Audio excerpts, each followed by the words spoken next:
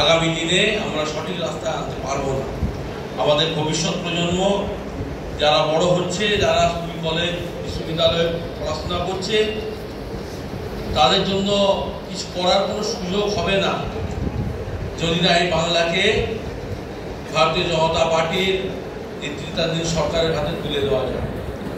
আমি আবারও এর সঙ্গে রাজনীতিকরণ করতে চাই না, রাজনীতির কথা জুড়তে চাই না, কিন্তু এই একটি বিষয় পশ্চিমবঙ্গকে নাড়িয়েছে। পশ্চিমবঙ্গের বিবেক জাগ্রত হয়েছে। আজকে আমাদের পথে ঘাটে মায়েরা বোনেরা নেমেছে এবং এই আন্দোলন একটা গণ আন্দোলনে পর্যবসিত হয়েছে। এই আন্দোলনের সাফল্য আমরা কামনা করি এবং সবথেকে বড় কথা, যে পরিবার বিচারের জন্য আজকে হাইকোর্ট সুপ্রিম কোর্টে ঘুরে বেড়াচ্ছেন, সেই পরিবারটি বিচার পাক, আমাদের ছোট বোন তার আত্মার শান্তি পাক, তার অপরাধীরা শাস্তি পাক, চরমতম শাস্তি পাক, এবং যে নরাধমরা এই অপরাধকে চাপা দেওয়ার জন্য 9 তারিখ ভোরবেলা থেকে